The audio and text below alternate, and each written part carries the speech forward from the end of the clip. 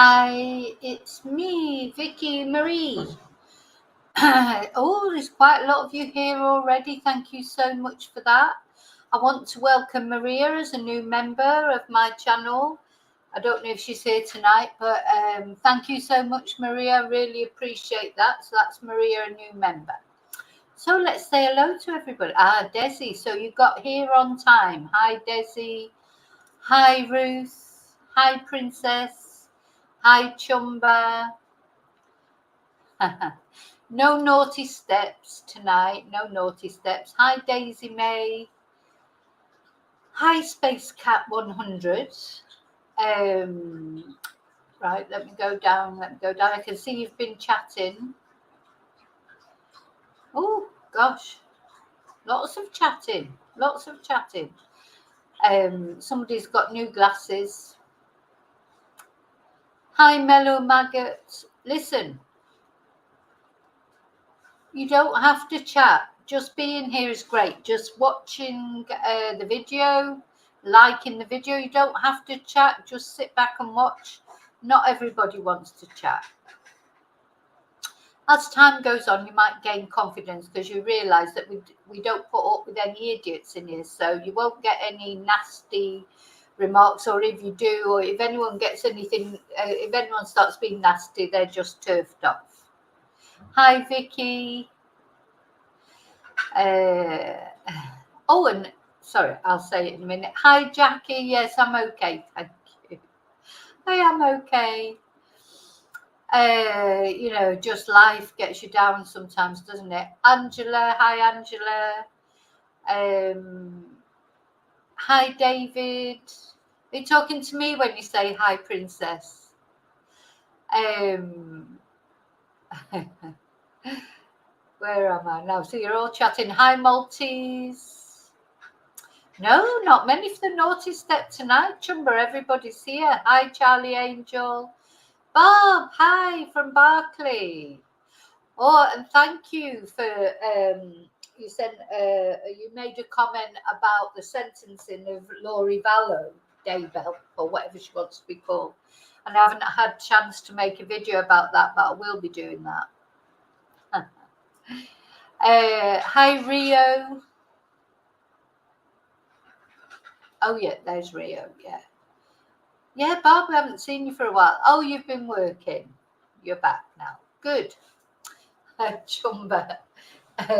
Chumba's jealous because of what I said to David about Princess. Okay, so how are we all on this Friday? It was a little bit cooler here in Spain. Well, I say a little bit. It's 34 degrees. A little bit better than the 40 degrees that it has been. It's still horrible. I don't like it. I'd rather be cold. Okay, so again, thank you, Maria, for becoming a member. Hi, little Miss Sunshine. Listen, it's getting a bit hot on here on the chat. Oh, you're welcome, Mellow Maggot. It's getting a little bit hot here on the chat with Chumba and David. We're going to have to say, get a room or something like that. Ah, dear me.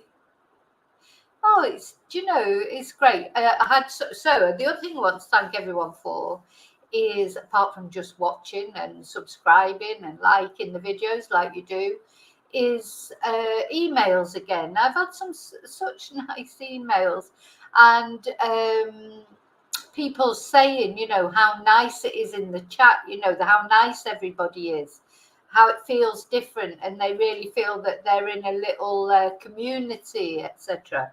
And I hope that's how it is, because that's what I'd like the chat to be like, because sometimes when I'm talking about whatever subject it is I'm supposed to be talking about, I can't keep an eye on the chat, so it's nice. Hi, Lady Dog Lover. Yes, I am feeling better. Hi, Bad Fairy. Hi, Forte and 23. 16 degrees somewhere. Where is that?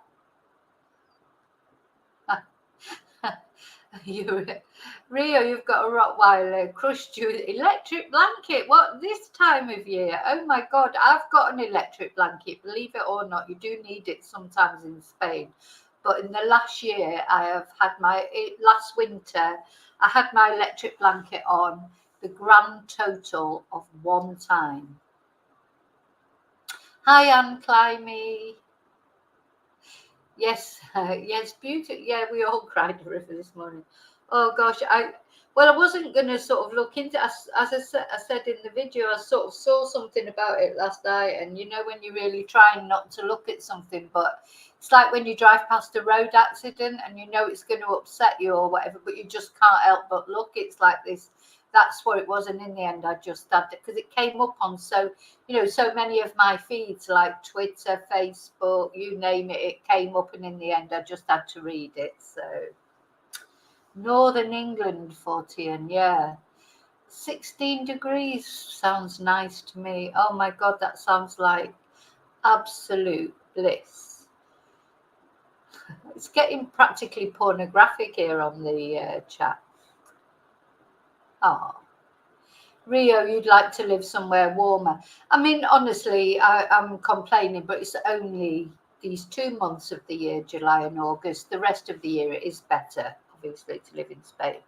And talking about pornographic, just before we start looking at Alison Armour, I always want to say amor, because amor is love in Spanish, and I know it's Armour, Alison Armour, but for some reason I always want to say amor.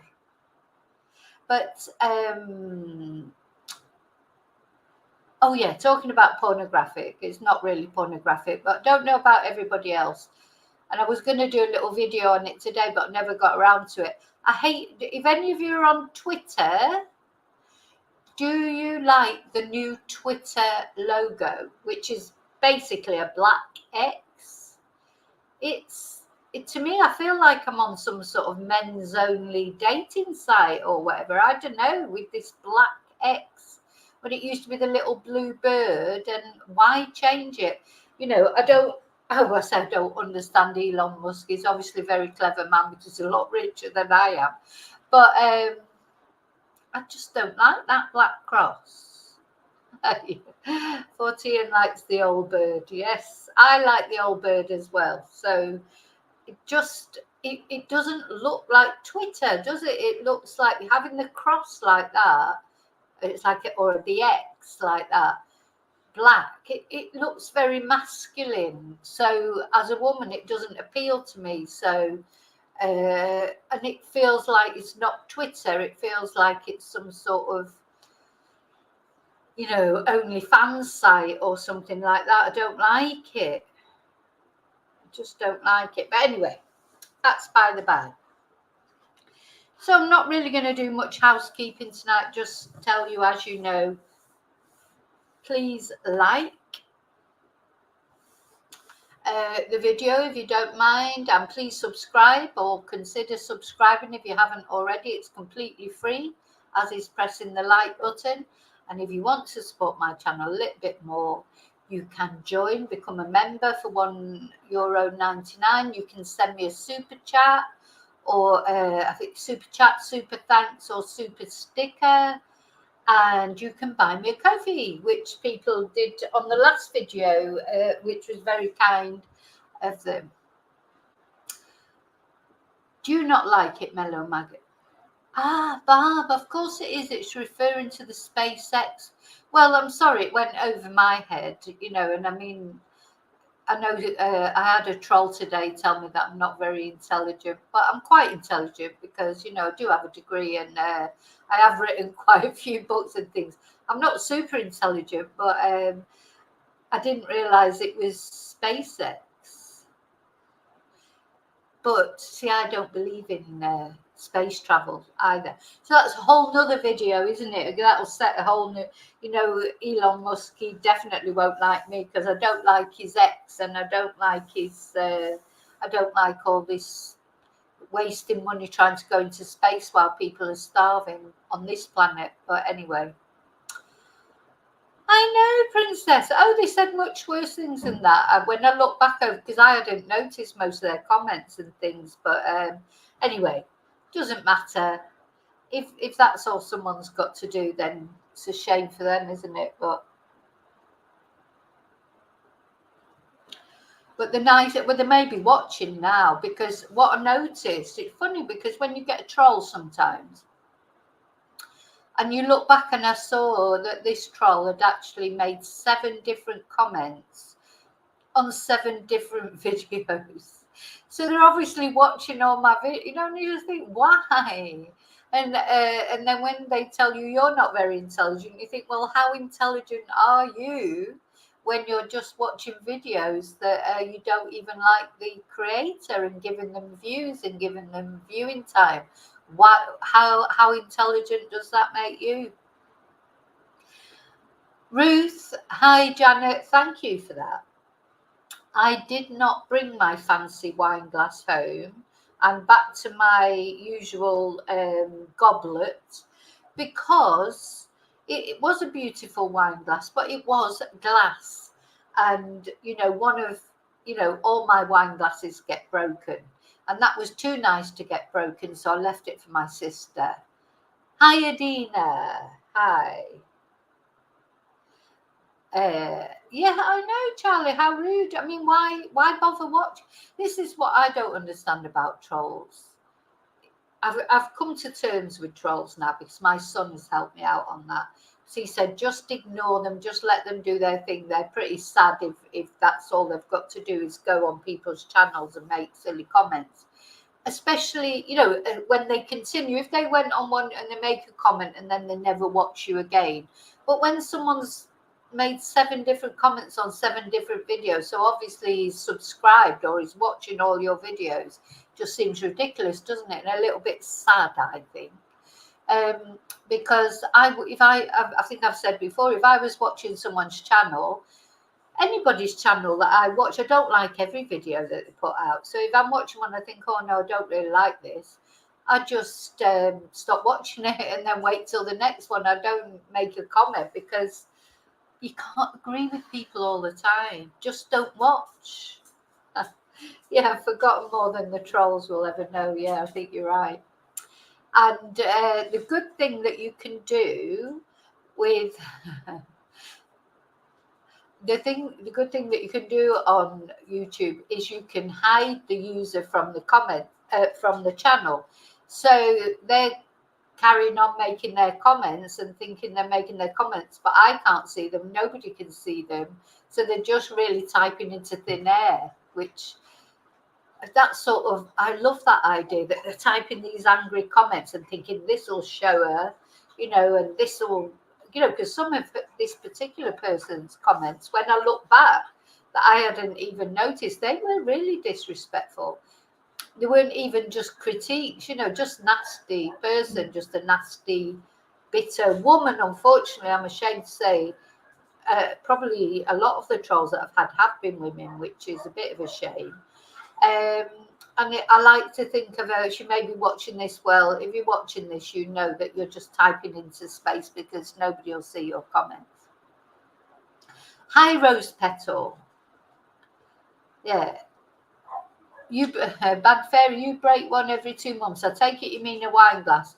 Well, it's not me that breaks them. It's literally my dogs, especially my son's dog, the big dog, because she's got this tail that's completely out of control. So if I don't actually grab hold of the wine glass, and it's not only wine glasses, it's mugs, it's normal glasses, it's anything that you happen to leave on the coffee table at the side of you and you forget, and then she walks past wagging her tail and it's on the floor.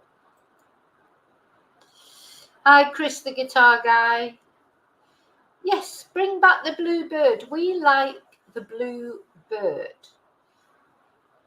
I used to go out with someone called Chris who was a guitar guy.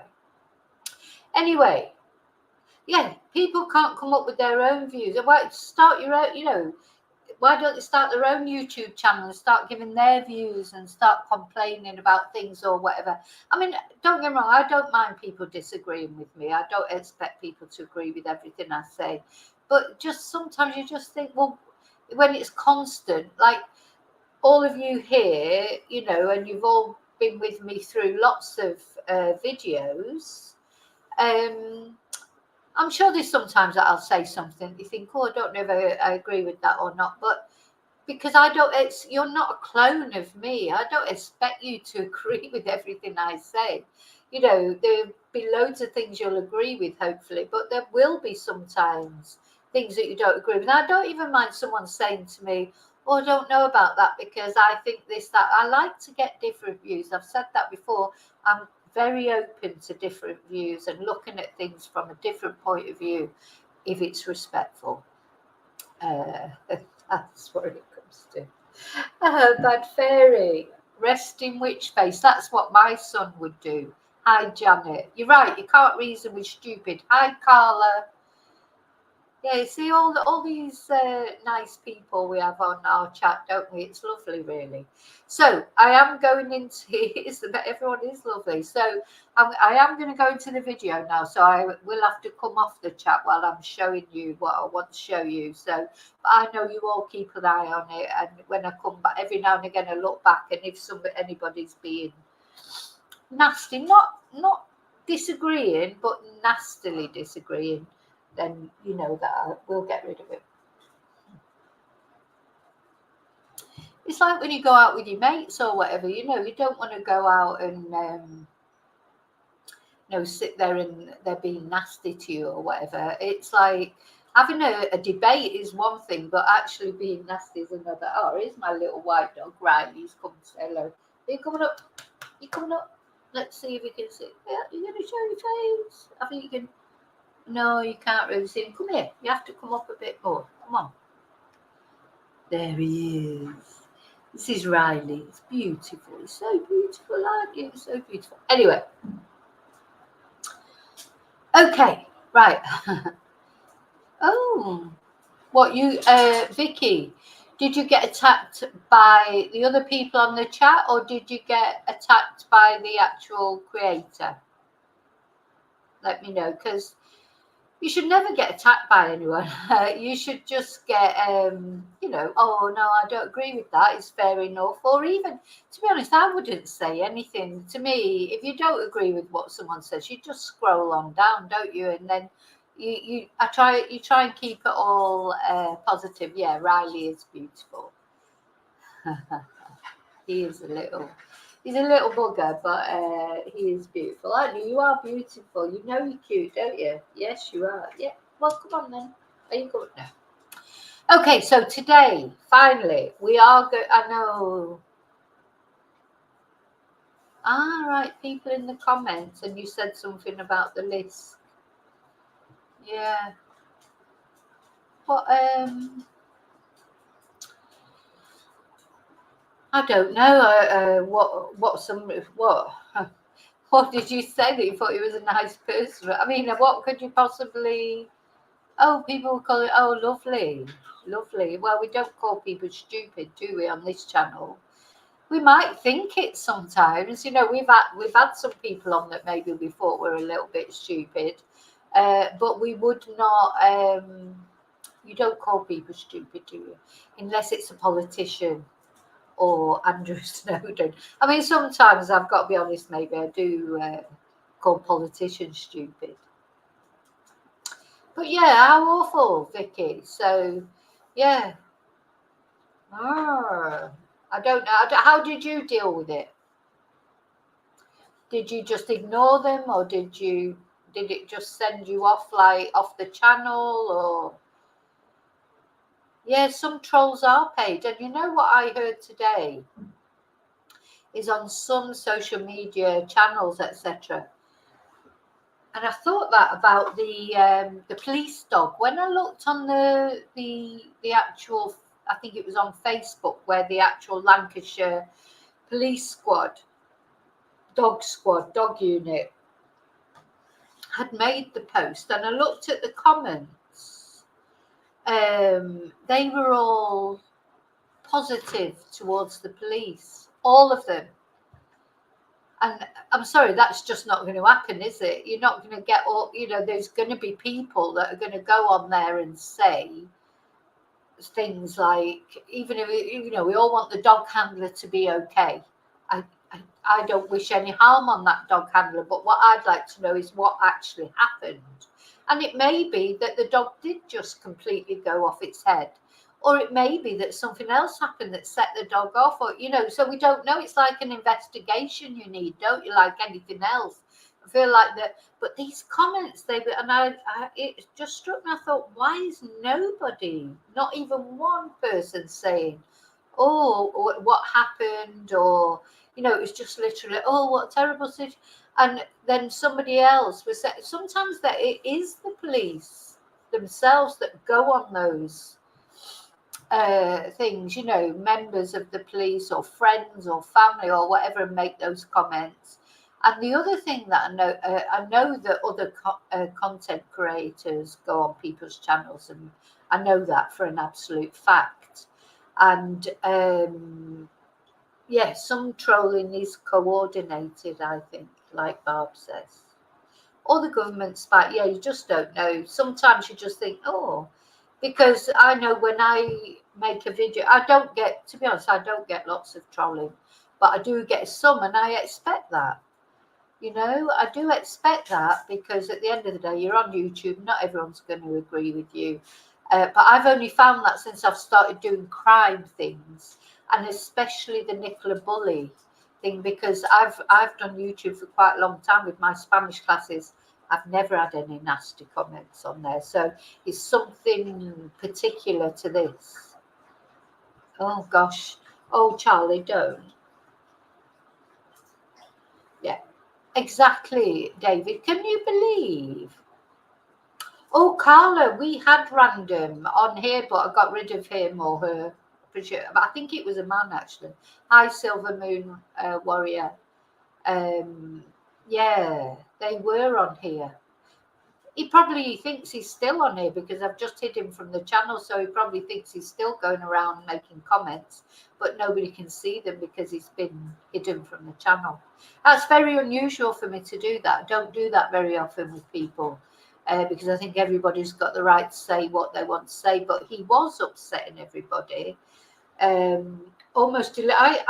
wouldn't be surprised. I think Random might be another creator, and I've got my ideas about who they are, but I don't know for sure. I can't prove it. I've got no evidence. I've got no evidence. Just my own feelings, which, apparently I'm not supposed to have, but I have to trust my instincts. I think it's another creator. Hi, Maxine. Yes, I'm fine. Thank you. Hi, Joe H.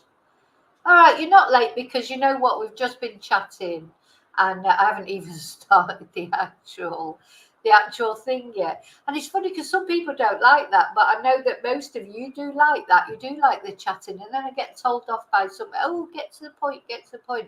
It's called Vicky Marie Chats. It's not called Let's Get to the Point because you want me to. Maybe that's what I should rename the channel. Let's Get to the Point because you want me to. It's called Vicky Marie Chat. So I chat, we chat. That's part of it, isn't it? Now, really, I'm starting now. I need to. It proper feels like a Friday night tonight. I mean, I know it is Friday night, but it's sort of, I've got that Friday night feeling that it's like the weekend and I don't have to work, and I've just about recovered from sort of my holidays. You always need a little time to recover from holidays, don't you? You get this sort of very strange feeling when you come back and get back into your normal routine. Oh, Joe, you're welcome. Oh, bless. Hi, Caroline. Oh, so there's a lot of members in there as well, which is nice. Oh, you're all welcome. You're welcome. So yet again, I haven't started. Right, I definitely am started. So the first thing I want to say about this Alison Armour, or Armour, or however her name is pronounced, I want to talk about what is a home office forensic pathologist, because that's what she is. So she's a home office forensic pathologist, and what I want to look at first is what is that, okay, and what does it mean? What's her role? So I had a look on government.uk. Let me just get this up so I can share it with you. There make sure I'm on the right thing. Share screen. Yeah, because I think when we first heard that a Home Office forensic pathologist was being brought into Nicola's inquest, I think we felt a bit encouraged because, hang on, that doesn't seem to, oh yeah, it has come up. Because this is why we would need, what is the purpose or what is the role of a forensic pathologist in the UK? Well, a forensic pathology is a service provided to the coroners and police forces in England and Wales to assist in the investigation of homicide or suspicious death cases. So Alison was brought in, must have, otherwise, why would a forensic pathologist have even been needed if there wasn't some suspicion as to what had happened to Nicola? So, registered forensic pathologists work within regional group practices which are independent of the police, coroners, and the Home Office. So they're almost, so yeah, they're independent. Let's have a look if it's got anything else in there. Yeah, a forensic pathologist is a medical doctor. Ah, that's American there. So we're talking, yeah. So it'd be different in America. We want to know what it is in the UK. So let's see. Forensic pathology is a service provided to the coroners and police forces in England and Wales to assist in the investigation of homicide or suspicious death cases. They work within group practices which are independent of the police, coroners and the Home Office. Group practices are currently structured so pathologists working within them may be self-employed or employed by a university hospital or hospital trust. So that's the first thing that was sort of strange, if you like. Not strange, we were glad. I remember sort of talking about this before the actual inquest, in all those months we had leading up to the inquest. I remember talking about that. So the reason that Alison was brought in the first place, I thought it was because the death was unexplained, but actually, looking at that, you bring in a Home Office forensic pathologist when it's a suspicious death or a possible homicide. Hi, Rennie. Or Rini, sorry, I hope I haven't pronounced it wrong. YouTube user, yes, I think we were talking about that before. That might be for Elon's. I'm trying not to miss saying hello to people. Hi, Susan Mills. Hi, Jill.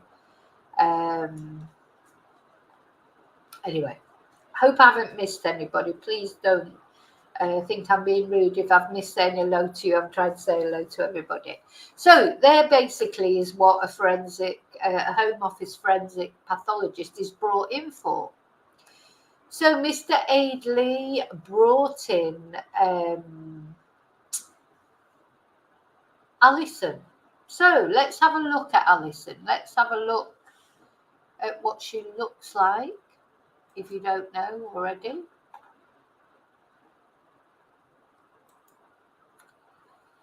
Now, she's been involved in quite a lot of high-profile cases. So this wouldn't be. So this is her. Can you see her? Okay, let me just check. Yeah. So this is Alison herself. This is the lady herself. She's the one that carried out the post-mortem. No, not down there. These ones up at the top here.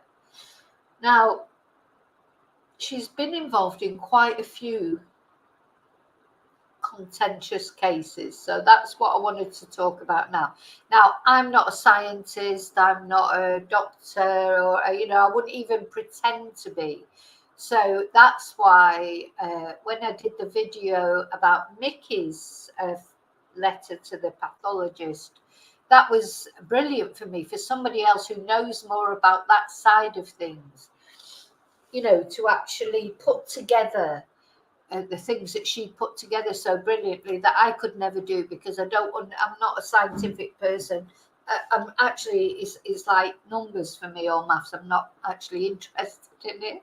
So it's like really difficult for me to analyze it properly. But Mickey did that very well, didn't she, in her email to the forensic pathologist, which I'm presuming she hasn't had a reply to. I've sent that email on as well in the third person, and quite a few people have emailed me for the template of that email to complain about the inquest and the findings at the inquest. And there were so many things that were just left unexplained, like the blood on her chin and the bruises, and there was so many things that I just couldn't keep up with it, because I don't know, you know, what a drowning victim would be expected, you know, to the sort of how they would be expected to be. But it seemed to be that, in my eyes, a drowning victim would not have congealed blood on her chin, would not have massive L-shaped bruise on the leg, or bruises around the arm as if someone had caught hold of their arm. You know, so I think these things were mentioned, but they were not explained. And, you know, why don't the family want an explanation of that? Because I'm telling you now, if that was my daughter, my partner, my mother, my auntie, my whatever, I would want to know why they were covered in bruises, and why they had congealed blood on the chin, and why a scream was heard but no splash, and why a man in black was seen wandering around the field. So all those things didn't seem to matter. That's what, it's a bit strange, isn't it? And then we are called ghouls, or we're not listening to the facts. What are the facts then? You know, this makes me really angry, actually, because all the criticism is always aimed at people who actually do care what happened to Nicola. And I'm not saying that a family don't care, but I don't understand why they don't want to know all the anomalies. That's what I don't understand. If that was my family, anyone in my family, I would want to know why. So, and this is what this lady didn't explain as well, Alison. She hasn't explained any of those things. So I'm going to come off that for a moment. I'm just going to check you're all okay in chat. Yeah, well, actually, Charlie, she was not found for 3 weeks. It's 23 days. So a lot, yeah, you know, and like you say, Caroline, what about the bruising? But she wasn't found for 23 days. So, but having said that, hi, Maggie. Having said that, I don't suppose that was Alison Armour's job to do, you know, that wasn't her job to establish why she hadn't been found for 23 days. That's the police's job, I suppose. But Alison's job was to, you know, give the details. Now, she said she didn't think there was any foul play, but what proof did she have that there was no foul play when the bruises were not explained and the blood was not explained? I don't know. So many questions, too many questions that we cannot explain, and she didn't even try. You cannot bruise after death. She actually says that in one of her inquest, one of the other inquest things that she did. But anyway, so that's what we're going to look at now. So this is Alison. We had a look at a picture of Alison. She's been involved in quite a few cases, quite contentious cases. And what I've noticed is there's a lot of children that she's done. She's been involved. So 40 and 23. Hi, Shelley. Hi. She mentioned the severe injury to the bridge of Nikki's nose and the injury to her eye both being post-mortem. but didn't say what evidence she had to reach that conclusion. Did she actually say that was post-mortem? Because I know when people fall into the river, they can end up with bruises and bangs, etc. But what did she say about the bruises? Because I think Forte, you were at the inquest, I think, weren't you? But yeah. Anyway, I think we can all agree that it wasn't really properly explained. So what I'm going to look at now, I'm going to look at some of the different cases that she's been involved with. Now, I just want to give you a warning. They might upset you because they're children, unfortunately. And I don't like reading about,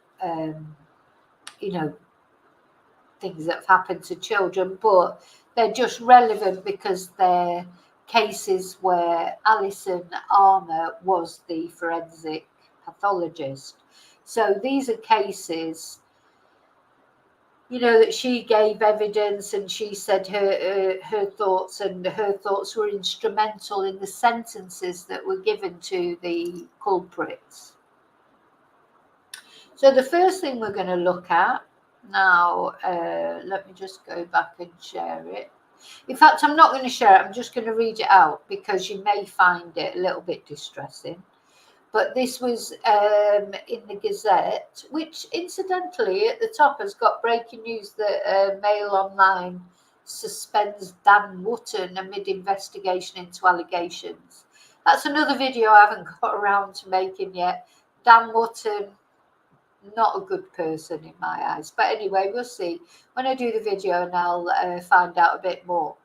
So let me read this out to you. So, Home Office pathologist Alison Armour, or let me tell you when it was. Let's find the date because it was a little while ago. So this was in October 2016, so it's 7 years ago. And it says Home Office pathologist Alison Armour, who carried out a post-mortem examination on Daisy May Burrill. Now, Daisy May, I'm sorry to say that she's got this poor little mite, she's got the same name as you, at the Royal Manchester Children's Hospital.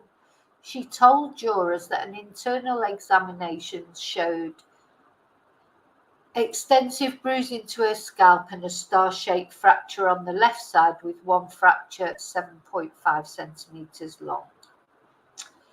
And she said, it is in my view that the child could have, I don't like these cut. Now, I think this is a very difficult job. At the end of the day, trying to establish cause of death. It's not actually the coroner who does that, is it? It's the pathologist in suspicious circumstances. Because I think the coroner, if it's a very clear cut and dried case, basically, it's not only the coroner, but the whole office that decides what's happened and the testimony from witnesses and etc., like in my ex-partner's inquest. But I suppose for this person, the pathologist, there's always I suppose got to be a bit of, because they weren't actually there at the time. They know what the injuries are and they know what they might have been caused by, but of course they don't know exactly what happened because they weren't there at the time, especially like this. So she said, it is my view this child could have been picked up by the legs with a swinging type motion. I don't know if I can read this out actually. The head then impacted a firm object, and I would not exclude the edge or arm of the settee. So this twat, basically, her own father, 31 of Warren Close, Fleetwood, admits manslaughter but denies murder, claiming he threw Daisy May onto a sofa which had hard objects on and then ran upstairs with her due to frustration at her continuous crying. Jurors at Preston Crown Court, so this was again at the Preston Court, appeared upset, and two women in the public gallery left the courtroom during the evidence. Now, I don't know if any of you have ever done jury service, but I did jury service years ago at Reading, and I didn't have to do a child's case, but one of the cases I wasn't called, when they call you up as jurors and they can decide who to have or not have as a juror. I wasn't called for that one, but one of the ladies, there was a child abuse case being heard, and one of the ladies on the jury, she just came out crying. I'll never forget it. She came out crying because of some of the photos that she'd seen, and she couldn't continue as a juror. So Alison said there was a red mark, not a bruise, and this was 2 centimetres to the middle of the forehead. She said in her view there'd been an impact with a firm, hard surface. Oh gosh, and earlier in the case, a police officer told the court how he was present when the couple was told it would be better to turn off her life support. He said that Burrill was fidgety at his daughter's bedside in hospital. And he said, when we were in the medical room, when he was saying goodbye, he was emotional. I would not describe it as crying, but definitely emotional.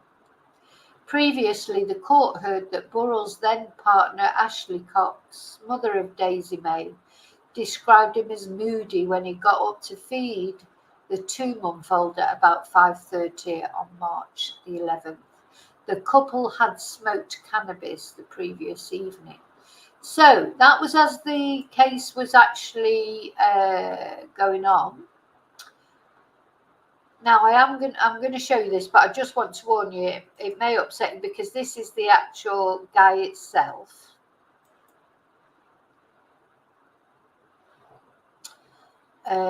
Which, I mean, you'd like to think that he's sorry for what he did, but you just cannot believe that, this is the little baby. You just cannot believe that somebody could do that to a baby, can you? I understand that parents, look, if you've been a parent, you know that it is irritating when babies cry. And it is difficult with toddlers. It gets even more difficult, doesn't it? Toddlers, etc. I can remember just putting my son in his room and closing the door and just coming away just so that I didn't get angry. We all get to the end of our tether. But smoking cannabis doesn't help, does it? So anyway, a father he was jailed for life for her murder. Thank God for that. So that little baby was only 2 months old, and he fractured her skull. And this is what Alison came to the conclusion that her injuries were consistent with being gripped by the legs and swung against a hard surface. It seems to me that she was probably swung against the wall. I don't know. But anyway, he'd carried out a vicious assault upon a defenseless baby while smoking cannabis through the early hours of the morning. His daughter would not settle. Okay, so, right, let's get back. There's nothing more about. So, Alison contributed there to the prosecution and the sentencing to life of that animal or that horrible person. So, that's one success, I suppose you could say, successful report, if you like, or successful. Right, let me put those down now because I want to go. Now, this is the very contentious one that we're going to look at. Some of you I know have heard of this. Alison Armour was involved in this case. Let me just share it.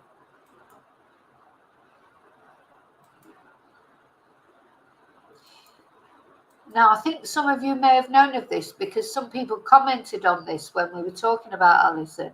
This is Poppi Worthington. This is another little girl who died at the hands of her own father. I think it was her father. Now, Alison got into trouble over this, or this was contentious. Let's just have a look at little Poppi because she should be remembered. Is that the, who's that? I don't know if that's the that the stepfather? I don't know who these people are, so I'm going to go back to Poppi because they might have absolutely nothing to do with this case. So just had 5 photos, but I've no idea why. So Poppi, this is Poppi. Look at her little face. She's so beautiful. Now, Alison had said that it was in her opinion that Poppi was abused before she died. And then there was a bit of a contretemps, I suppose, about this, where other people said, no, you know, that she jumped to conclusions. So let's see if we can read about it. So Alison Armour, a pathologist of 30 years experience, so she had 30 years of experience in December 2017, which means that now she's got nearly 40 years experience. And she said that in her opinion, the youngster from Barrow had been sexually abused before her death 5 years ago. And she told police officers at the time that unexplained fractures found to the top's right tibia and fibula was suspicious of child abuse. However, David Roberts, the senior coroner for Cumbria, heard that the cause of her death remains unascertained. But lawyers representing Paul Worthington, Poppi's father, today argued that an accidental cause for injuries to the little girl's leg could not be ruled out. He also argued the pathologist's opinions on how Poppi had acquired injuries to her bottom. I mean, come on. I'm tending to side with her a bit here. Had been influenced by information given to her about Paul Worthington by police officers. Barrister Leslie Thomas QC referred to a report by a separate forensic expert, Professor Freeman, who stated it was possible the injuries occurred by accident. Appearing hostile as he put his questions before the pathologist, at times raising his voice, Mr. Thomas, sorry, I seem to be full of allergy at the moment. Mr. Thomas said, there are other expert opinions on this case. I was specifically putting to you that your interpretation may be wrong and others may be right. Mr. Thomas added, so bearing in mind this guy is the barrister for the father, so he will say this, I suppose. I'm going to suggest to you that you approach this case in a particular mindset and that affected your judgment. I'm going to suggest you have lost your professionalism and objectivity. But Dr. Armour replied calmly, absolutely not in any way, shape or form.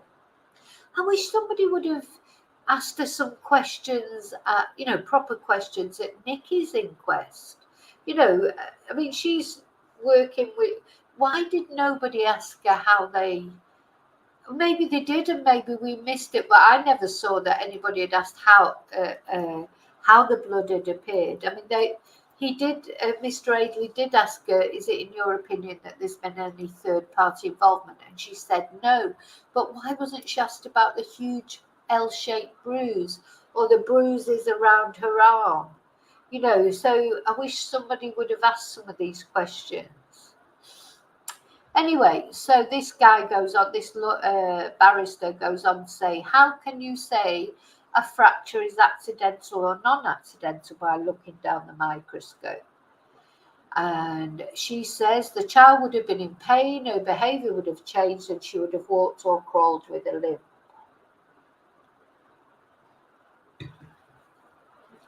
And she added, I have gone over this case, reviewed the slides and thought about the matters raised in view of the injuries to Poppi Worthington. And I still hold to those views. Yesterday, the inquest being held at County Hall in Kendal was told by Dr. Armour that she was sure injuries caused to Poppi's bottom were the result of a penetrative assault. There were also signs of smothering, she added, though this did not cause her death. Last week, the paramedic who rushed Poppi to hospital on the morning of her death, as well as the nurse who performed CPR on her at Furness. Oh, how awful. These people. Anyway, she described seeing blood coming from Poppi's bottom. The Tot's mother told the inquest she'd been woken that morning by the sound of Poppi screaming before Mr. Worthington carried her downstairs lifeless. I'm going in favour of Alison here because I think this Mr. Worthington, my feeling is he's probably as guilty as hell. He refused to directly answer a total of 252 questions on his daughter's final hours, instead deferring to his right to refrain from answering anything that may incriminate him in the future. Oh, how about this? The police didn't act properly. Police officers working on the case failed to secure crucial evidence, such as Poppi's last nappy and the laptop used by her father to watch pornography before he slept on December the 11th, 2012, as part of a botched investigation, later criticised by the Independent Police Complaints Commission. Well, there's a surprise, isn't it? A botched police operation. Anyway, last year, High Court Judge Mr. Justice Jackson, now Lord Justice Jackson, ruled that on the balance of probability, Poppi suffered a serious sexual assault shortly before her sudden death at the hands of Mr. Worthington, an allegation he has always denied. Now, I know that this inquest, let's see if I've got the rest of it, the result. Let's see. Yeah, so there was all these allegations that she'd jumped to conclusions. And what happened basically in the end?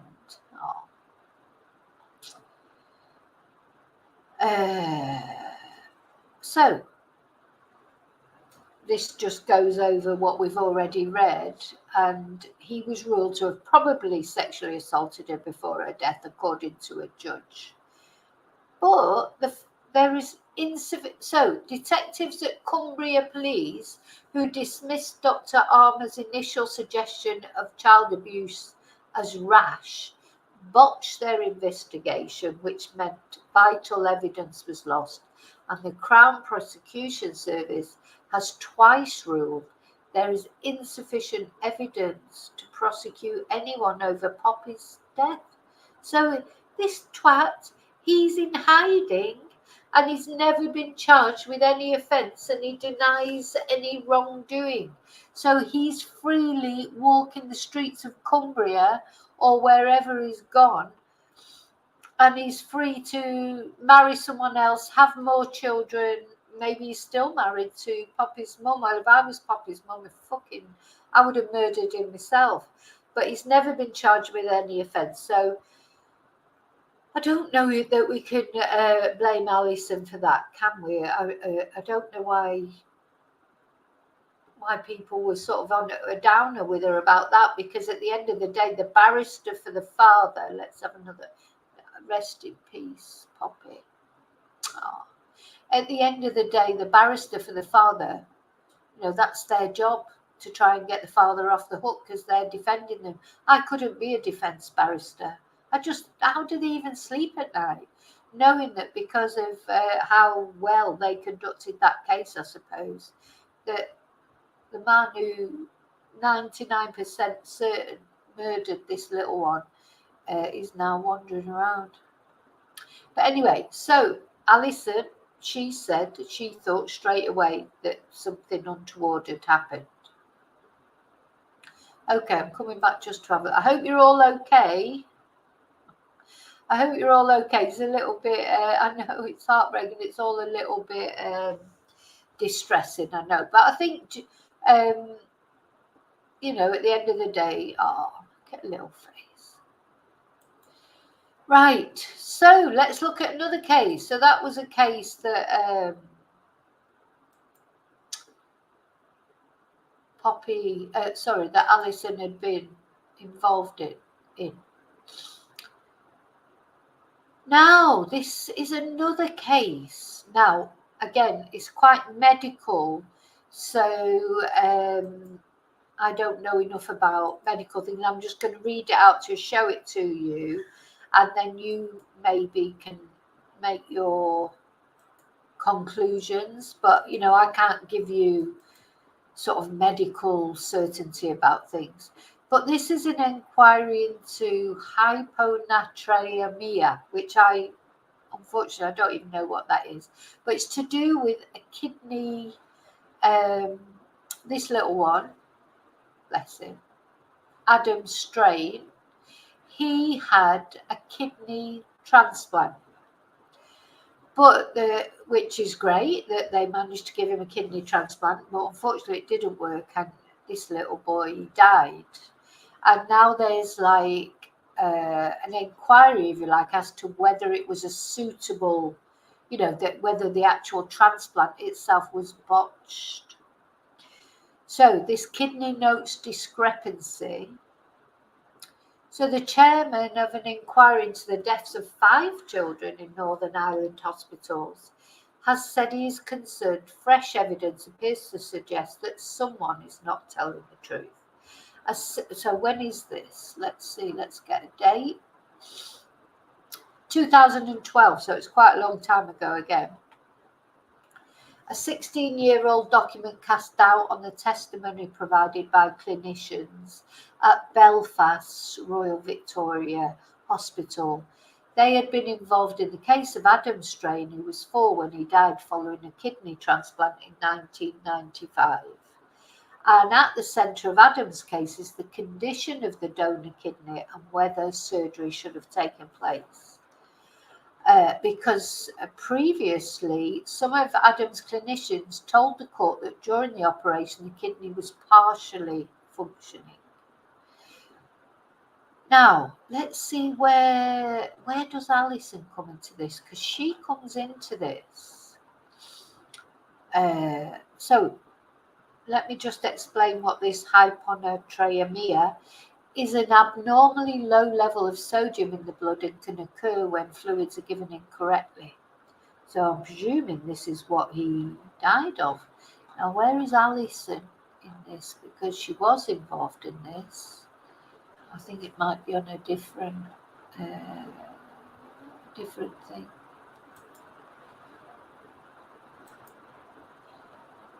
Yeah, here we go.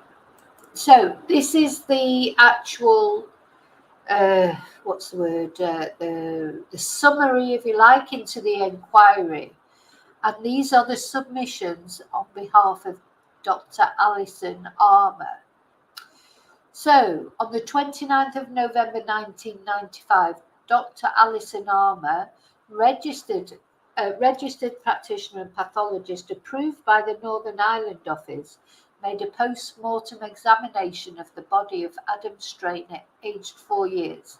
So, you know, all of the ones that I've seen so far, apart from Nicola, they've all been children. Which just makes me wonder why she was chosen for that case. Maybe because she's had experience with high-profile cases before. Anyway, it was a highly complex and difficult case. Following further examination of Adam's brain, I mean, it's not a nice job, that, is it, that she does? I mean, you know, I just don't know how you do that, like do a post-mortem on a child and then you go home and have your tea or whatever. You know, I mean, you've got to be able to really compartmentalise your life. I definitely couldn't do that. I don't think many empaths could do it. I'm not saying she's not sympathetic or not nice or whatever, but you've got to be able to completely close off, haven't you? Anyway, so Dr. Armour reported that the cause of death was cerebral edema due to, gosh, I'm going to butcher all this pronunciation, sorry, delusional hyponatremia and impaired cerebral perfusion during renal transplant operation for chronic renal failure. After 17 years, a coroner's inquest, a lengthy investigation, a detailed public examination of the facts surrounding Adam's death at this inquiry, and a multitude of expert opinions, it transpires that Dr. Armour's opinion that Adam's cerebral edema and death was due to delusional hyponatremia was correct. Dr. Armour's role and the steps she took should also be seen in the light of the observation by Dr. Skier that there have been enormous changes over the last 10 to 15 years. The performance of the autopsy. At the time of the autopsy, Dr. Armour had been training and working actively in histopathology and autopsy pathology for 8 years. She had passed the MRC path 3 years previously in 1992. Dr. Armour was accordingly fit for a consultant post and fit for independent practice in pathology. She was undoubtedly well qualified enough and senior enough for this particular case and did not require close supervision. Okay, they go on to say that the autopsy was performed competently. It was performed at the Royal Victoria Hospital. Whether any so I'm just trying, because it's quite long this, so I don't want to read out everything, but I'm just trying to read out this. So they seem to be saying that Dr. Armour, she was right in her conclusions. I'm just wondering why there had to be an inquiry about her conclusions. Okay, let's just read this. So, set against these standards, Professor Lucas concluded as follows. Overall, in comparison with many of the... I will put a link to this in the description because you may want to read the whole thing. If you're a bit more technically minded than I am and you understand more of these things, it might be interesting for you to read it. Interesting. So this report I would grade as satisfactory or good. Okay. Yes, I think this is a bit strange. It is, of course, acknowledged that there were some issues with regard to the report which Professor Lucas and Dr. Skier commented on in their expert reports, but as was acknowledged during the course of Dr. Skier's oral testimony, Dr. Armour got it right on the big point. So they're saying that she got it wrong in something. Okay, so then it goes on to a bit into the details of, the autopsy, which I don't really want to go into. It does say that she made a mistake with the brain weight of this child. She recorded the fresh weight at 1,320 grams and post-fixation at 1,680 grams. She readily accepted that the fresh weight was probably a typographical error and should have read 1520 as opposed to 1320. But apparently this had no impact on the findings, physical visible extent of the cerebral edema, brain. So, CT description of the brain is reported to her audio. Okay, so these issues do not warrant any recommendations by the inquiry regarding Dr. Armour's practice. So basically what they're saying is they're happy with what she concluded. So then it says Dr. Armour should be commended for the efforts she made to obtain formal and informal opinions from professional colleagues to the cause of Adam's death. This demonstrated not only her diligence but her determination to come to the correct conclusion. Dr. Miraker accepted that pathologists quite often ask for an informal second opinion.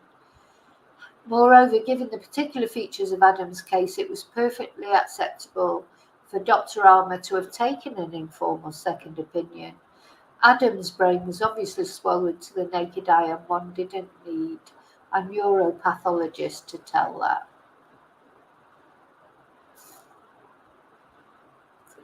If this feels like it's a bit of an inquiry into her, though, doesn't it? So let's have a look. Lessons learned. Dr. Armour did not attend a mortality or morbidity meeting at the hospital following Adam's death. She was never invited to do so. This was despite the fact that she did write a letter offering to attend any other meeting. So I don't think they're criticising her. Uniquely, amongst all of those involved in Adam's care or surgery, Dr. Armour appears to be the only member of the medical profession to have written an article for publication to try and ensure that the intraoperative delusional hyponatremia, which caused Adam's death, should not happen again.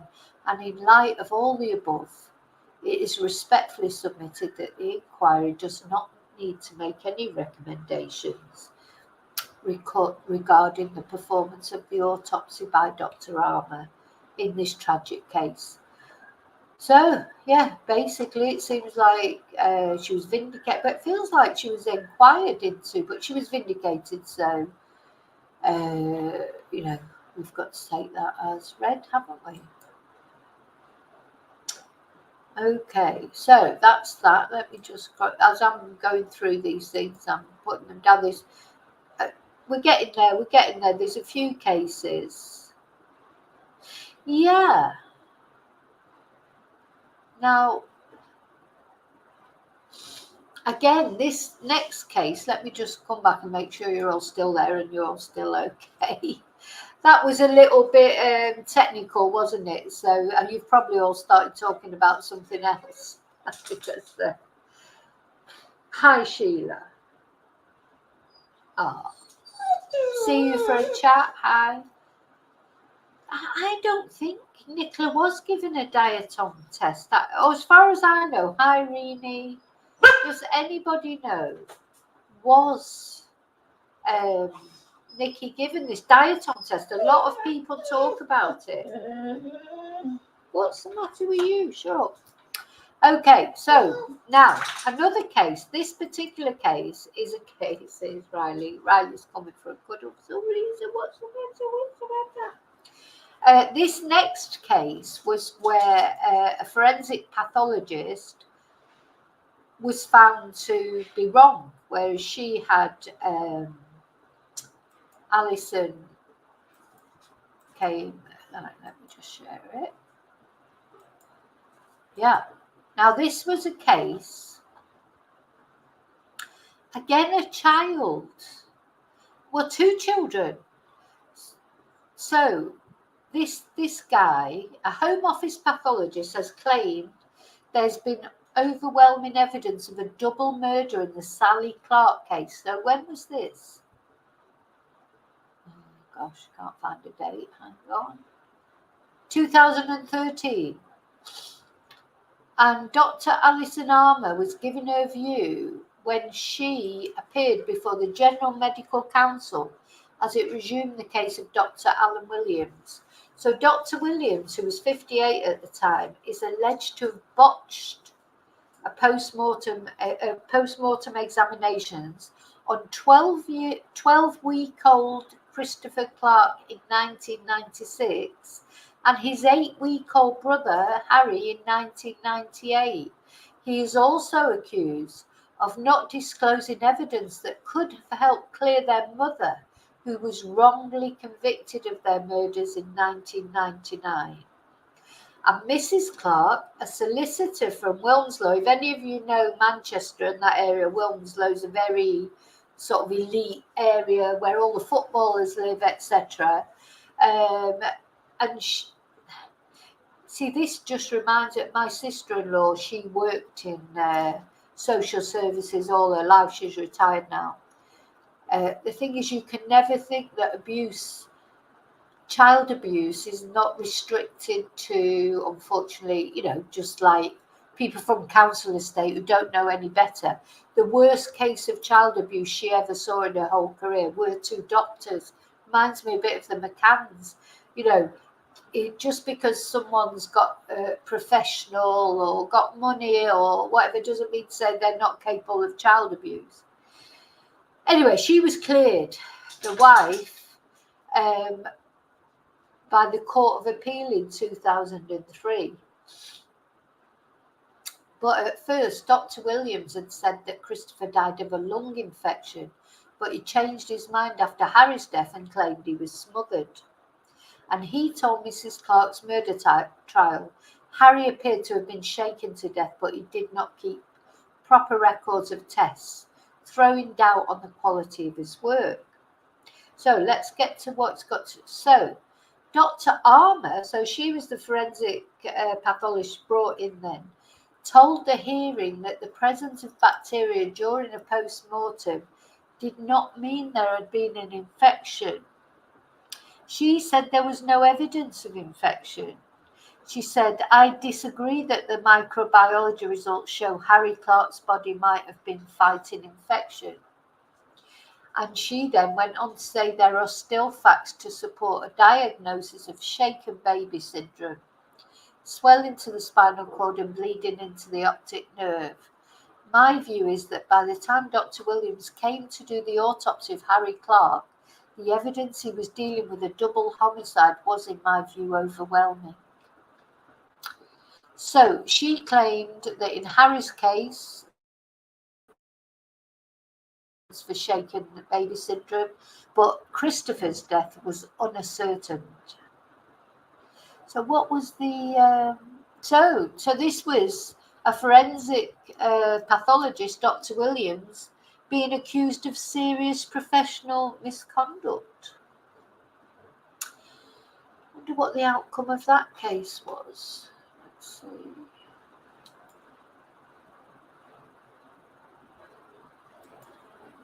Just get rid of that. Get rid of that. Sorry, I'm just trying to get rid of the ones that I've gone through already, and then I won't get confused, because what I want to know is what happened. What happened in this case? Let's have a look. Dr. Alison Williams.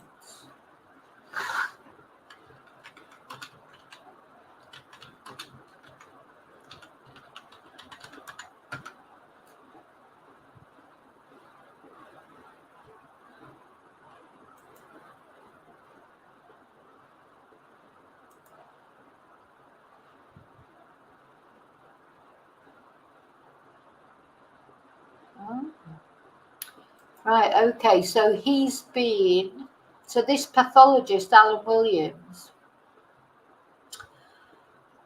who failed to disclose apparently key evidence that could have helped to clear Sally Clark of murdering her two babies, was found guilty. He was found guilty of serious professional misconduct despite, let's share this tab.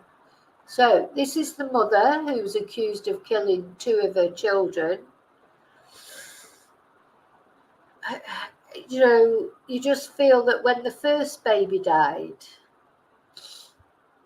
you know, babies do die, unfortunately, of all sorts of reasons. But when she lost the second baby, I don't know. Anyway, this is the pathologist, Mr. Williams, Alison Williams. And he has been struck off, if you like. And Mrs. Clark has had her conviction. She was jailed for life in 1999, but she's had her conviction quashed. And where does it go? Does it go on to mention? And Alison Armour, she was supporting Dr. Williams, or at least one of his conclusions wasn't that she thought one of them could be shaken baby syndrome, but she didn't feel that there was enough evidence in the second one. But it doesn't mention her in this particular. So she always seems to be, it always seems to be about children, doesn't it? Until Nicola. I haven't found, you know, when I was looking through her cases that she'd covered, you know, like high profile cases, they're all children. So I think it must be a horrible job.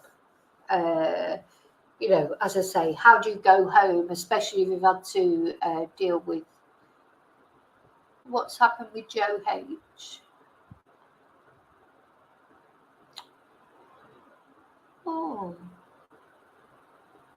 Oh, Joe, I'm sorry to hear that.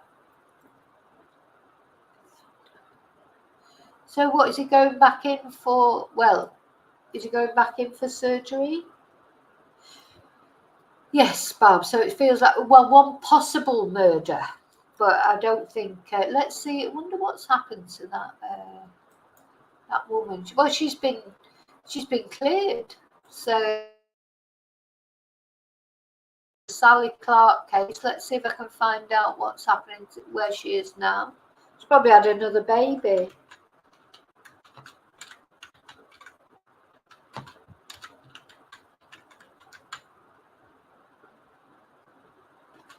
Let's see. Where is she now?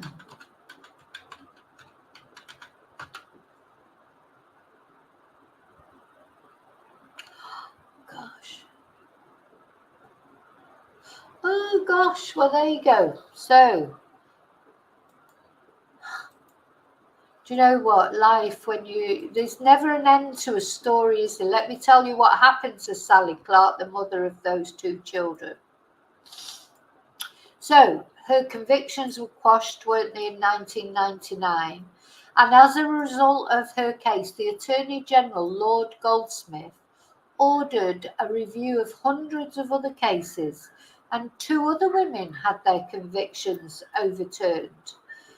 But Clark's experience caused her to develop severe psychiatric problems, and she died in her home in March 2007 from alcohol poisoning. So this is on Wikipedia, good old Wikipedia.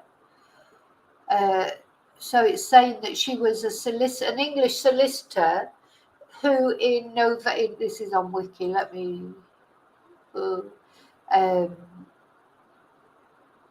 gosh, stories never, talk about the never-ending story. There's so much.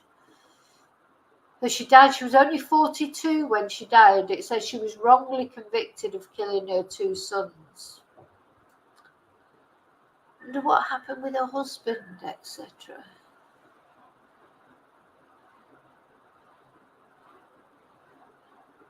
Well, I suppose you lose your 2 sons is bad enough, and then if you get accused of murdering them, it's not, it's not going to be good for your mental health, is it? I've never heard of this case before, and I certainly didn't know that Alison was included in it. I wonder if it mentions her in here.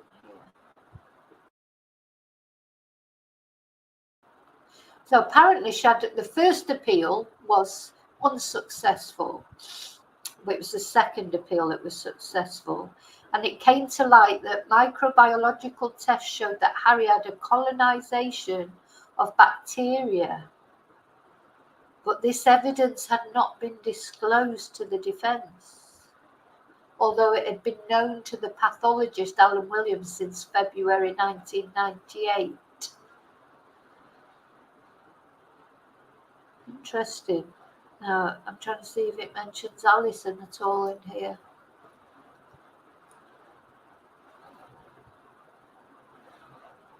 No, it doesn't mention. Well, I am skimming through it, May.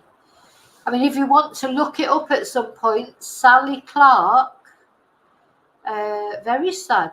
If at the end of the day, if she was not guilty of murdering her sons and she was accused for it, so she was a target for other prisoners. According to her family, she was unable to recover from the effects of her conviction and imprisonment.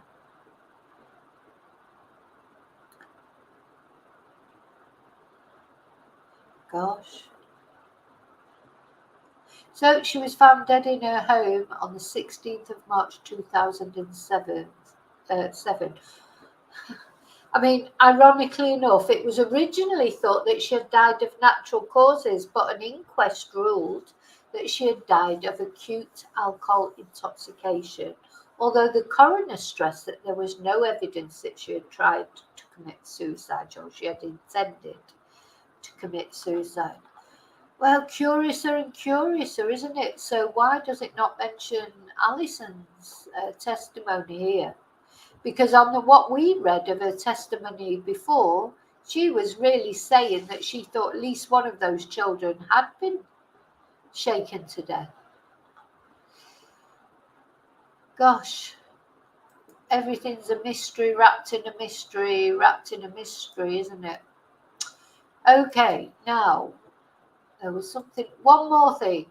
There's always one more thing. Oh, right. This is a very interesting case that she was involved in. So this case, this is a girl who said she'd been a victim of domestic violence. Barb, it was the other pathologist that didn't disclose Harry's condition, not Alison. But let me, this is a very, very interesting case that Alison. This is a girl who claimed domestic violence, but it turned out she'd done it to herself, apparently. So let's have a look.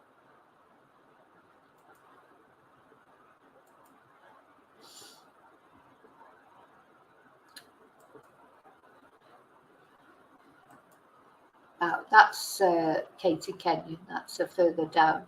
So the story, where's the story of this lady?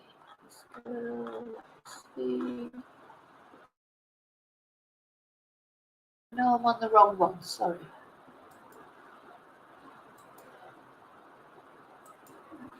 Oh, where's it gone? Oh gosh, I think I've lost it. Never mind. Or was it that one? Anyway, I've lost it, but I'm sorry, but it was another case that Alison was involved in where let me see if I can find it because it is interesting.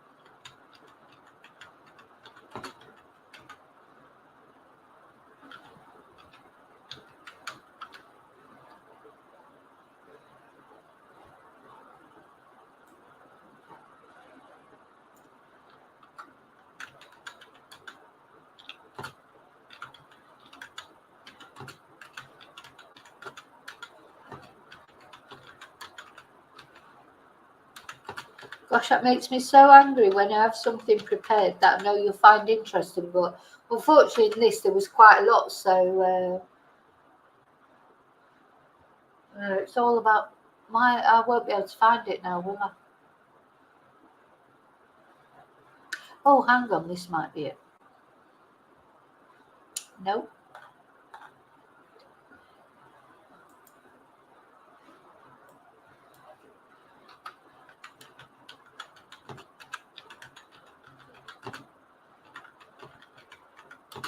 Maybe it's just as well because YouTube doesn't like the pictures that will come out. This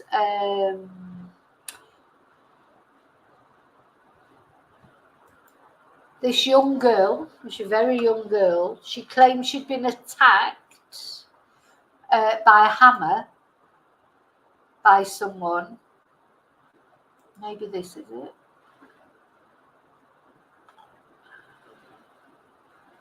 Yes. So it's one of those, all these claims of the Asian gangs, etc., in the north, and please don't put any racist comments because there's lots of paedophiles, unfortunately, out there. There was a Metropolitan Police gang caught not long ago, a paedophile gang, but you didn't see them blasted all over the news. So it was just like a very small. While I was in the UK, I read it in the Daily Mail. It was just a tiny little piece about this Metropolitan Police paedophile gang that had been caught. If they would have been Asian, that would have been all over the newspaper. But anyway, I'm not saying that there are no Asian paedophile gangs. There's all kinds of paedophile gangs, unfortunately. But what I'm trying to say is sometimes the conclusions are jumped to depending on the person. Anyway, this lady, I don't know if you know this case. If you're in the north, you probably do know it. Elena Williams, who was only 22, and in about 7 months ago, well, the trial was about 7 months ago, So she was found in a field in Barrow-in-Furness on 19th of May 2020, covered in bruises, with a black eye and with a fingertip almost severed. And she posted photographs on Facebook alongside lengthy claims of being exploited, taken to parties all around the north of England to have sex with Asian men. But who was the pathologist in this case? On Thursday, the Home Office pathologist Alison Armour gave evidence after examining photographs of Williams's May 2020 injuries. She found bruises too numerous to mention over Williams's stomach, legs and left arm, but none on the back of her head or back. So she says there was no evidence of bone fractures or internal injuries, nor signs of bleeding, which would be unusual in a violent attack, says Armour. If this was a violent attack by a third party, I would expect lacerated wounds. And she noted that Williams's injuries were in places that she herself could have reached, and in contrast, inaccessible parts of her body were unscathed. She found no injuries typical of defence apart from one to the back of Williams's left arm, and she concluded the injuries identified on this young woman's body are consistent with this woman striking herself a multiplicity of times with a hammer. A blood-covered hammer was found near the airfield, blah, blah, blah, blah. So this is another high-profile case that Alison was involved in, and this girl was found guilty of making it all up.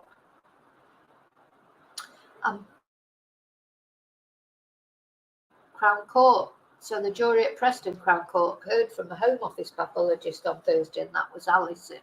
So she's been involved in a lot of high-profile cases, hasn't she?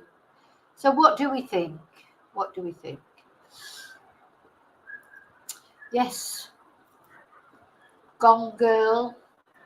Hi, Linda Blacker.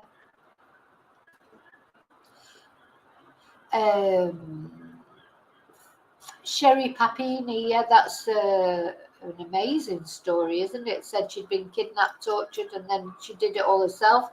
Blamed it on 2 Hispanic women, went off with a boyfriend, didn't she? So, I mean, you know, it makes me really angry with girls or women who do that, because for every woman who does that, and there's not that many, but for every woman who does do that, claims that something has happened to them when nothing really has, makes it even more difficult for the next woman that something has really happened to be believed, you know. So how, you know, why would you do that? Why would you do it? Right, what's Linda saying, talking about?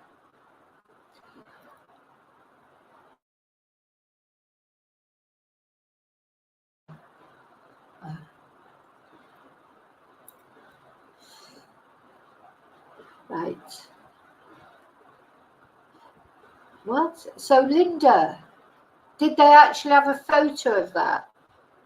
Of Paul celebrating with a bottle of bubbly on the other channel? I mean, was it a real, you know, you've got to be very careful. Things get made up. And I'm not saying that was made up. This is why I don't really like talking about other channels, because sometimes things do get made up. So, I mean, if you know, if there was a photo, I'd be interested in seeing it. So please tell us which channel it was, if we think we can find that photo there. I'd be very surprised, to be honest. You know, if it's a comment, if it's an anonymous comment, someone said, oh yeah, there's a picture of, you know, I don't believe any of that rubbish. And unfortunately, sometimes it is actual creators themselves that make things up. So, but if you've seen a photo, if you've actually seen a photo, not just an anonymous comment or whatever, go ahead and say which channel it was. because we'll all be going there to have a look. But yes, Jackie, you're right. The GoFundMe hasn't increased for a long time. No, that's a big red flag in itself, isn't it? Because if people believed the story, they would be donating. Of course they would. Give me a link, I will send you it. What do you mean, give you a link? You mean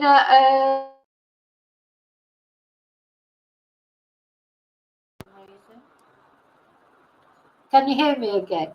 I can give you my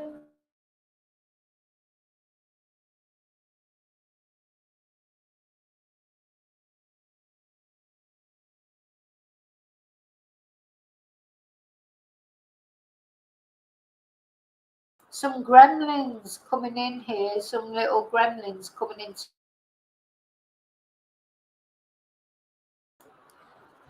Right, I'm going to give you my email address. Ooh.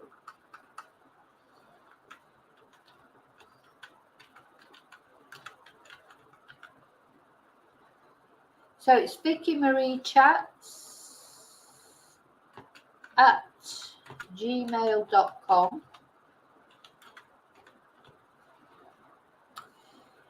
If that, please send me that photo or the channel if you think that I'll find it on the channel. Why is it?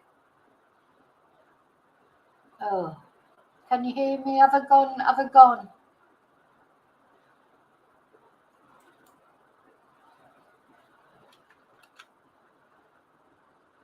Something's gone funny here. Can you all hear me okay?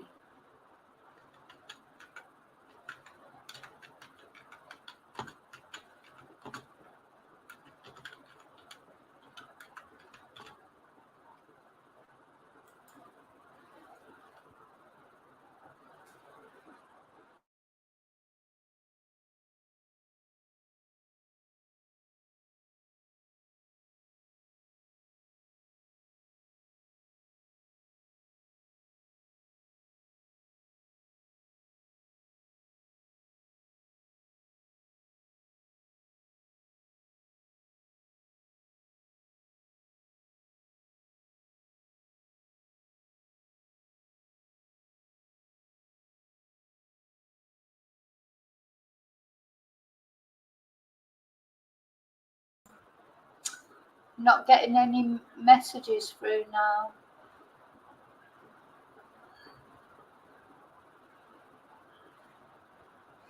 Can you hear me?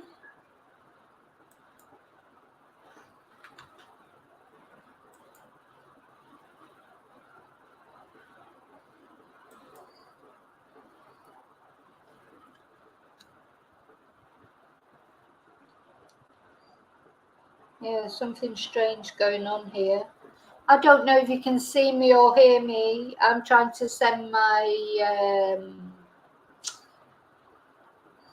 email through to Linda.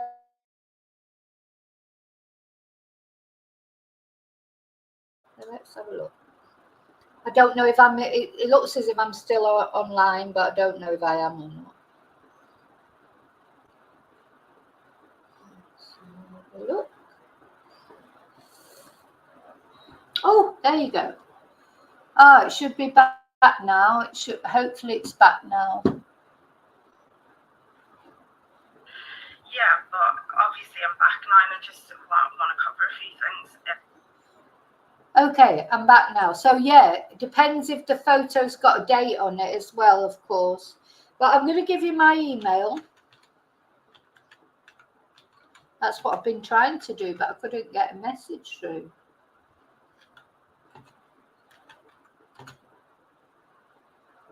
So it's VickyMarieChats at, you've got to be very careful. Oh, thank you, Tina and Rio and everybody and Barbara Tully. I'm back.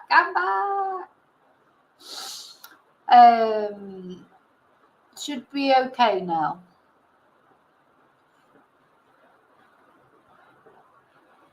Good. Can you hear me, Major Tom? Oh, thank you, 14, for sending me those photos. Yeah, because something I'm going to look at is the bench. You know, and I hadn't really noticed but the bench looks completely different on the footage that I've got. And the only reason I know it's the same bench, well, in the same place, because, you know, it was that bit with the little brick building and it's right by the side of the stile and everything. The bench looks like it's either had a varnish. Anyway, no orbs.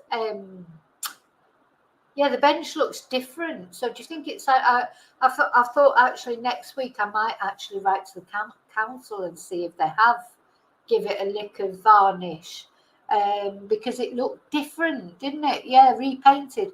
And also there's some paving stones that were underneath the bench in the original photos from January. They've gone. Some of them have gone. They're not there anymore. So something's been... it didn't have 23 on it, Barb. I didn't see 23 on it.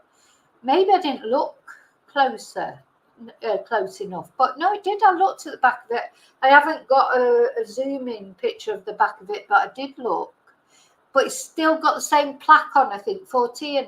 When I see the picture, it had the plaque on that's dedicated to the lady's memory. On the front, but the benches definitely does look different. I think maybe it's been painted, maybe it's because it was pouring down with rain and the rain and it had been raining for days.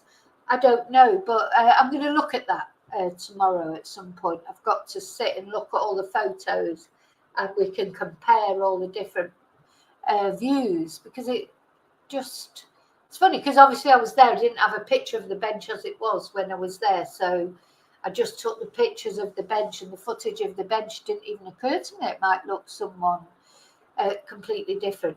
Well, Barb, I personally think the 23s, this number thing, I don't go with that. But I know there will be a bench with but the thing is, if you see a picture of a bench with 23 on the back, I suppose, how do you know it's bench? So what did the local explain what the 23 was all about? A carved shape on the front of it. See you for a chat. I don't think there are two fishes on it. Have we got a picture of the fishes on the fish? I honestly don't know. I don't know. So we're going to look into that. And anyone who if anybody, because obviously it's a long way for me to go back and have another look at it.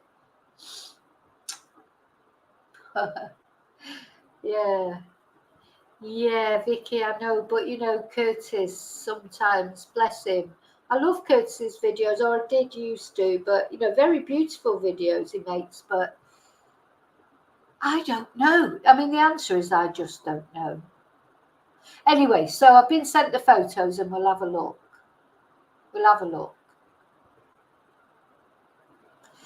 When you say, Barb, you don't have them, the photos you've seen by any chance, do they?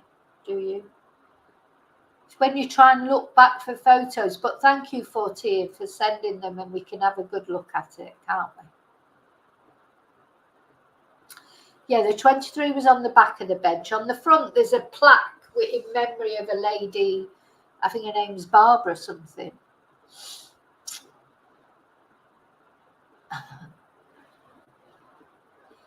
Yeah, but thank you. But the thing is, with numbers, you can interpret nearly anything into numbers. So I'm a little bit thinking about the numerology sort of thing.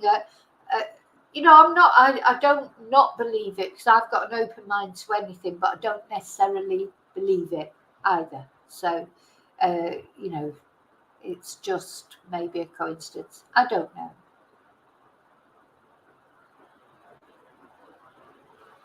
Investigate. Thank you, Vicky. We'll all investigate. So that's our next.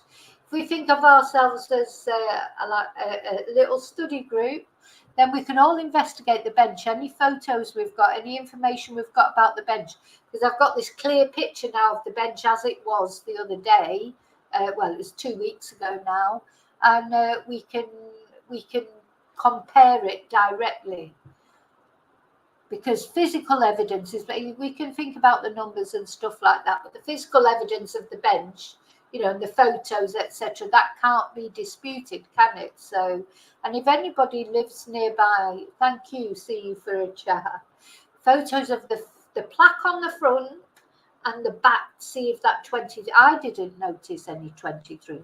It could be a totally different bench. It could have been taken away for forensic testing, for all we know. I don't know, but definitely a couple of the paving stones are gone from under the bottom of it. I've noticed that. So the bench is on some paving, you know, like on some patio stones, you know, flat stones like paving stones, but two at the back have gone.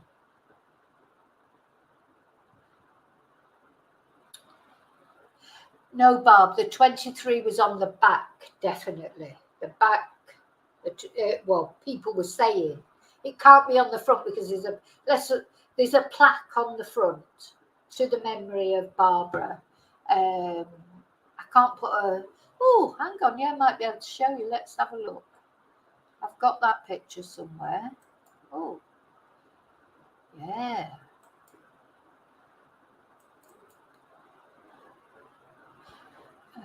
No, that's the bench as it was. Hang on. Yeah. Gosh, I'm going to have to go. I've got to eat sooner or later. I haven't eaten yet. I'm going to show you. This is the bench as I took. I've frozen this as I took the footage the other day. So now I think you can see that. That is the front of the bench now. And this is the plaque that is on the front of the bench. This is the photo I took, or it's the footage I took, and I've frozen it. Well, you can see, there you go, got the evidence. It was on the 18th of the 7th, 2023 at 14:58:35. The plaque on the front of the bench is in loving memory of Barbara Roscoe, 1918 to 1998. I did mention that in the video that I did of walking in St. Michael's, but I haven't got such a detailed snap of the back. I have got where I did put the GoPro on the back of the bench, but it's not as close up as that. So I may have missed a 23 engraved into it. I don't know, but that definitely was there. But we're going to look at it. We're going to look at it.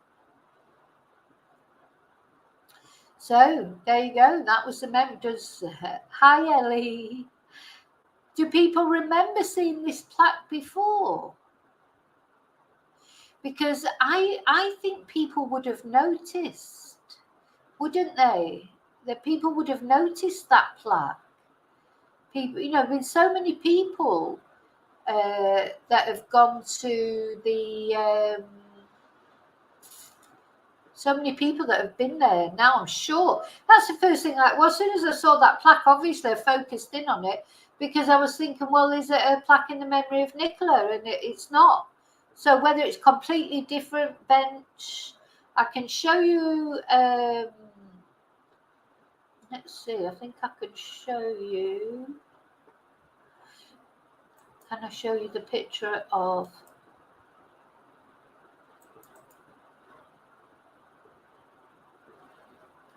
Let me see. I don't know if you can see that or not. No. Oh. Right, hang on. What have I got to do there? So if I remove that one. Oh, remove.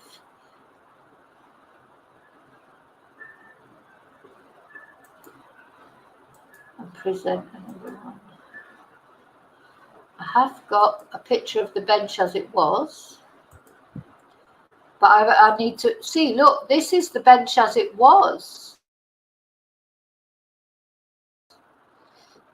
It's very weathered, isn't it? Oh, gosh, surely. Why can't I? Let's see. This is the bench as it was, because it's no, there's no plaque on it. Oh no, there it is. Yeah, there is a plaque on it. So you can see the plaque here, but we can't see it close up. Let me just make sure that you can see that. Yeah. So this was the bench when Nicola first went missing, and people put the ribbons on, etc. So we can see there is a plaque there, but I don't think. Well, I don't know how to. It's much more weathered, so it's definitely been painted. Let me just have a look at the other one.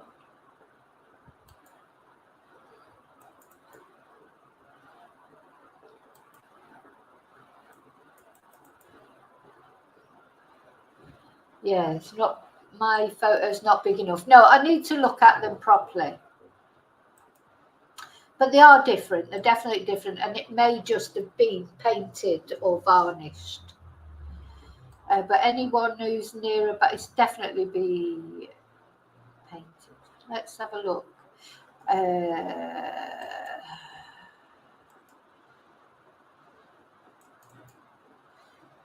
Yeah, unfortunately, the picture, somebody's just asked, did the one I took have the ornate bit? I think it did, but it doesn't show on the photo I've got there. I've got to look back. So, you know, I've got to look back at it.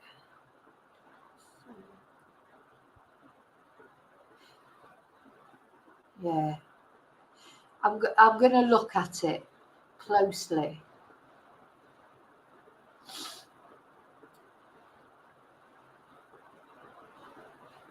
Yeah, the plaque was there before. Yeah, the plaque was definitely there before. It was, because it's on opening a bottle of wine to try and cheer yourself up. Yeah, I'm sort of, well, I haven't had a bottle of wine, but I've had a glass of wine. I think it's had varnish painted on it. See on the top. Right, I've got to, this is our task, okay? It's all about the bench. It's all about the bench now. So we've looked at Alison tonight. I don't know what our feelings are about Alison. I feel just the same as I did before, really. I mean, she's obviously a respected Home Office pathologist. She's been involved in all these different cases. Definitely not a job I'd like to do, put it that way. I'm not sure why she was asked to do the Nicola Bully case, because she seems to have dealt with children more in the past. That's all I would say. So, yeah. Yes, Bob, we're all curious now. So it's all about the bench. We're going to work out about the bench. We're going to find it. Well, I'm going to find whatever photos I can of the bench from whatever time, you know, possible, and compare them with. I'm going to get my, because I haven't got actual photos of the bench. It's a video, so I've got to take the snapshots out of the video. Oh my goodness! So Joe's saying the wooden slats look more square now, whereas previously they look more rounded.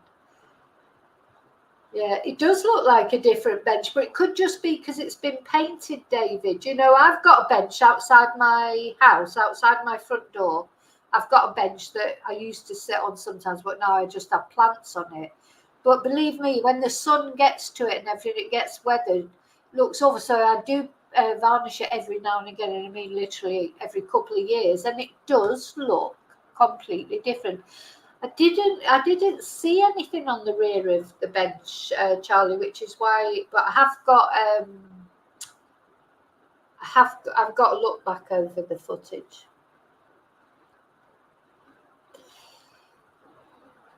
Okay, it's the same plaque, is it, to Barbara? Yeah, I think it's personally. I think it's the same bench. I just think it's been varnished.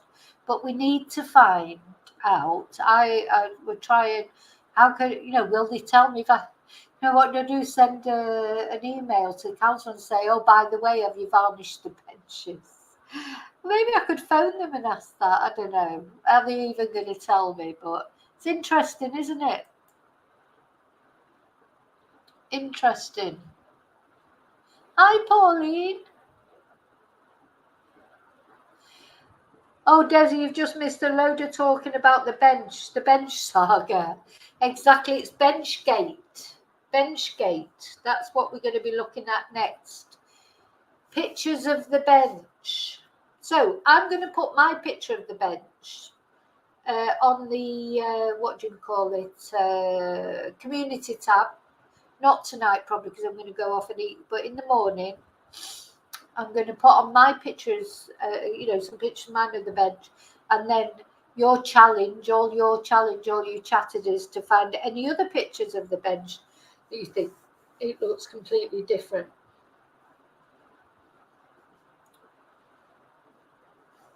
Circular recess on the bench at the back. Well, I didn't notice it, David, but it may have been there. Maybe because I remember thinking, I must look closely at the back of the bench, and then of course I got talking to my sister, and that was it. So Desi's trying to find some photos of the bench. Benchgate. That's where it is. Benchgate. I'm just having a look up. I've got to go because I'm going to have to. I've got to eat. I actually feel sick because I've had a glass of wine and I need to eat. Gosh, that's been it's quite long. Gosh, that's nearly 2 hours. I never do. I never normally do. I never normally do videos this long. My God. So talking, my voice is going, and I've only had one glass of wine. My goodness.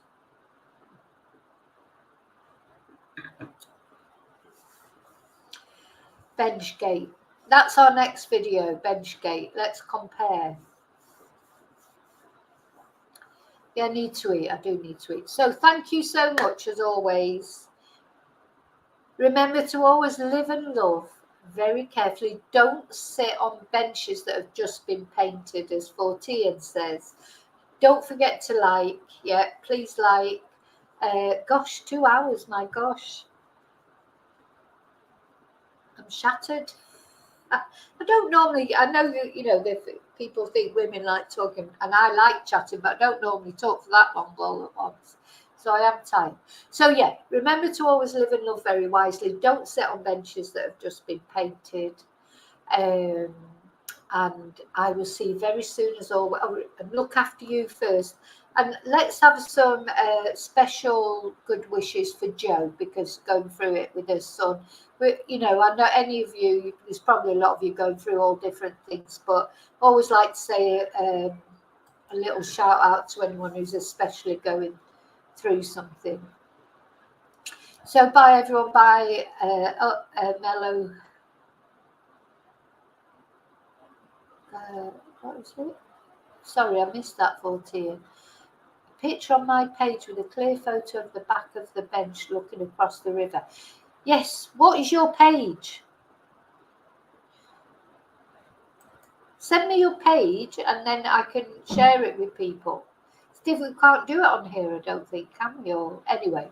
So yeah, Joe H, your son is on in all our prayers. Much love. I hope it all works out one way or another, and words aren't sufficient, are they? But I just hope everything's okay. So, until I see you all again, may your God go with you. Night, night. My tea. I can tell you from the north. It's the tea, isn't it? Okay, bye all. Gosh, I'll be 2 hours saying goodbye at this rate. But anyway, thank you so much. Take care.